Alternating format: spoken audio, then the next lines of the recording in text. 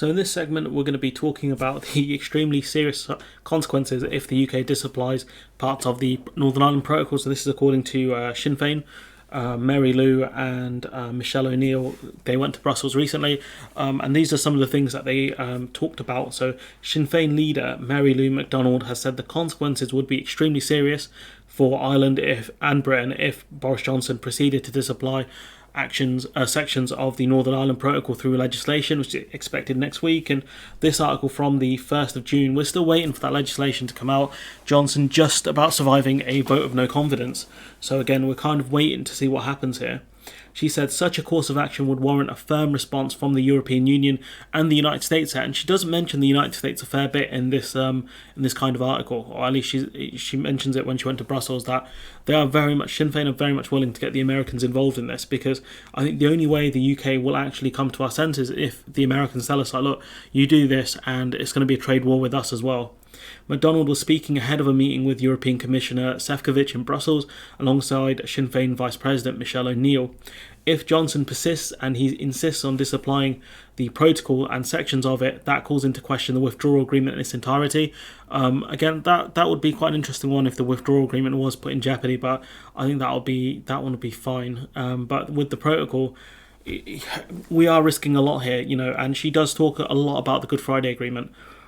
We are risking the Good Friday Agreement here. That's what people need to remember. She says, in my view, and the consequences of that could be extremely serious for Ireland and extremely serious by way for Britain. And it's going to be serious for Ireland because, again, where do you put that border if it comes out of the Irish Sea? That's the question no one can answer. That's the question no one can give a good answer to. Unilateral action, or the threat of unilateral action of that sort, of course, warrants an international response, which, again, she's hinting at the Americans again, and she does mention them again. It warrants a firm response from the European Commission and the United States of America. Miss MacDonald added, I can only hope that Boris Johnson is listening, that Foreign Secretary Liz Truss is listening, and they have heard the very, very serious reaction to even the proposal of that. Just us, pushing the idea of taking unilateral action has been severely pushed back on by the Americans and by the EU. And let's not forget, it's not just them. It's New Zealand have said our trade deal could get scrapped if we get rid of the Northern Ireland Protocol. Also, the fact that we need, if we want access to the CPTPP, countries like New Zealand will have to allow us access. If we mess around with the protocol, they can just say no, and they could base it off what we've done around the Northern Ireland Protocol.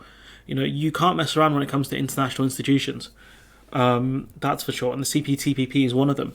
The resolution of these issues around the protocol is in the gift of the British government and the European Commission, which is true, that this is not about the Assembly. The Assembly, Stormont cannot solve this problem, and that's why she kind of flips back towards the DUP at one point. She says not the Assembly, not the executive in the North, and therefore she's kind of pushing towards the point that the DUP should go back to the Assembly, because the Assembly cannot sort this. They can resolve day-to-day issues in Northern Ireland and try and help with the cost of living, which should really be the DUP priority here. She says, so why should people who went out to vote 28 days ago cast their vote in good faith? Why should they be punished because Boris Johnson cannot carry himself as a good faith negotiator? Which is true. Boris Johnson cannot, he has shown himself to be acting in bad faith. He has done so for a long time now. All the endless lies and the games. He has shown himself to be a bad faith actor. And so why should the people in Northern Ireland be punished because of Boris Johnson? They didn't vote for Boris Johnson at the end of the day. Describing the expected legislation as extremely dangerous, Miss MacDonald said the protocol was a necessary consequence of Brexit. And that's the important thing that a lot of politicians won't mention. The only reason we needed the Northern Ireland Protocol was because of the hard Brexit we took. That's the only reason why it exists. If there was a way for us to stay in the single market and customs union, there would be no border in the Irish Sea. It wouldn't exist. She said the Commission had been flexible in finding solutions to resolve the issues around the protocol. We've kind of gone back and looked over the October proposals, depending on when the scheduling of these videos comes out. The October proposals were pretty good. As I mentioned in the video, they would have helped a fair bit. The UK is expected to table legislation next week which would disapply parts of the protocol. Ms O'Neill said the democratic outcome of the election in Northern Ireland is yet to be respected, which is true, that the people in Northern Ireland voted for MLAs in Stormont, and yet the Stormont is still closed. The Assembly is still closed because of the DUP. And the will of the people in Northern Ireland to resolve day-to-day issues has not been respected. And that the protocol in Northern Ireland is working, which is true. It is helping Northern Ireland. They've rebounded very quickly compared to other parts of the United Kingdom. Speaking on RTE's at one, Miss O'Neill said there will always be issues that arise from the new trading reality. Whole supply chains have had to move out of Great Britain to help supply people in Northern Ireland. She said there is a forum in which to deal with these issues, the Joint Committee. That's true. Again, these two politicians have made some really good points here. That the Joint Committee is designed to help resolve these issues, and therefore you can talk to them. If there are issues moving out supply chains, it's going to take a while. The British government could have said to Sefcovic that, look, there's an issue with these type of goods getting to Northern Ireland. They are working on solutions that are longer term, but we need a bit more leeway here until that happens. Those are the things that we could have put to the committee, but we didn't. Instead, we chose to mess around and take unilateral action and sabre rattle. She accused the British government of using the people of Northern Ireland in its battle with the EU, which is true that Northern Ireland has been used to fuel the culture war against the EU and talk about how annoying and how bad the EU is. How many businesses in Northern Ireland, right, are talking about their frustrations with the European Court of Justice? How many of them? None. Because they don't care about it. What they care about is their supply chains being disrupted. That's their main issue.